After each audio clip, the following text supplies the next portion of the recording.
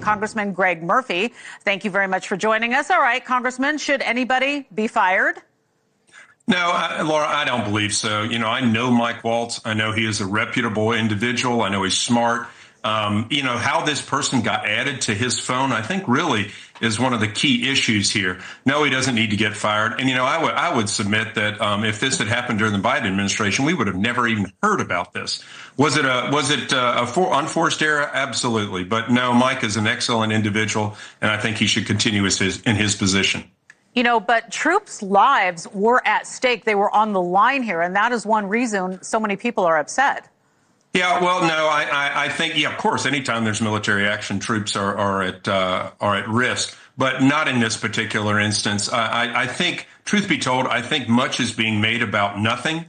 This was an unforced error, but it should not change the way Mike Waltz is treated or his job, what he does in it. I don't think so. We would never have heard of this had it been in the Biden administration. But if it had happened in the Biden administration, would anybody have lost their jobs, you think? I don't know, because we wouldn't have heard about it. I mean, the point's moot on that. I don't think this editor would have ever said anything about it. He'd have picked up the phone and called Biden and say, hey, look what I found. And Biden would have said, we're not talking about it. Right. I mean, one part of the story as well is that Israeli officials are furious, reportedly, over this signal leak because it included intelligence that Israel provided the U.S. from human intelligence sources on this. And that's why this sensitive information is so sensitive. Sure. Again, going back to the crux of the matter, how did this individual, who Mike Waltz apparently has said was not even on his phone, how did that get added to it? I think that's the crux of the matter. Again, it's an unforced error. But I don't think that Mike Waltz needs to lose his position over this by any means. I want to pivot to Elon Musk because he's in Wisconsin today. We're watching his movements. In a now deleted post, Musk said that he intended to hand out $1 million each to two voters ahead of the highly contested state Supreme Court race. So really interesting, right? Wisconsin's Attorney General asking the state Supreme Court to stop Musk's $1 million payments. I mean, what do you think? Should Musk be allowed to give this money away to voters? How do you see it?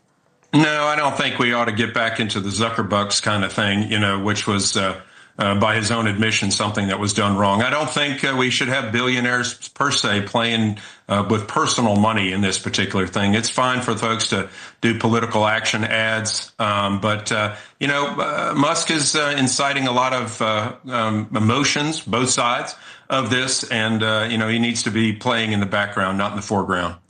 I mean, we know that he talks to Trump, obviously, a lot. Who do you think is advising him when he makes these types of decisions? Oh, well, I don't know. I don't know if it's his group of folks that he has that he trusts, or whether he's thinking of these things himself. He's a very smart individual, has a lot to learn about politics. I would submit, just as President Trump did when he first came in. But I think he's been this somewhat of a healthy disruption for what's going on in the government. I think one of the main problems that we're having right now is that people are not being educated as to the why. Why is what's going on so much with our government? And I think if we did a better job at that, I think people would be a lot more understanding of some of the disrupting times that we're facing right now. We are about to turn the page and get into the first week of April. Trump's April 2nd reciprocal tariff date is coming up in just 3 days. So let's talk about that for a second, because I want to ask you what you say to voters who are really worried that they will be spending more for goods because of Trump's tariff plans. I mean, people on my block are talking about we better hurry up and buy a car before, things get crazy here.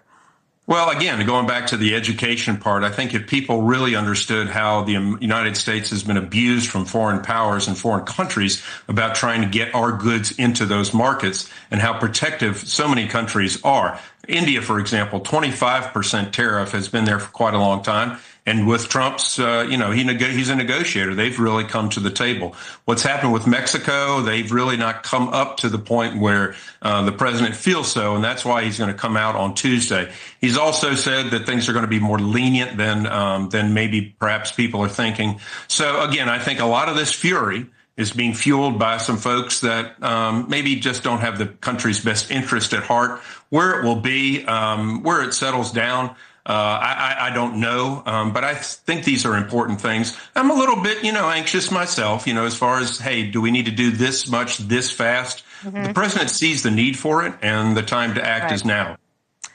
Well, you know, a lot of people are concerned about the working class with these tariffs, so we'll see how that plays out. I also want to ask you about what's happening in your state, North Carolina. It's been through so much, from Helene to wildfires. I mean, we've been reporting on it all week. The state will finally feel some rain this weekend. Tell us what you're doing to help residents now. People want to hear from you, and we'd like to hear what you have to say on that. Well, I do a lot of social media, things like this. We post all the time. We do a lot of telephone town halls to talk to individuals. We put out our newsletter. My gosh, we have close to 50,000 people that get our newsletter every week, and love to have another 50,000 more.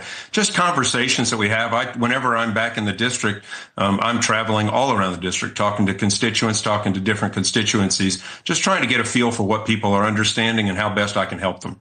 All right, very good. Well, you heard it here. Get on social media and follow North Carolina Republican Congressman Greg Murphy. Thanks so much for joining us today. We appreciate your time.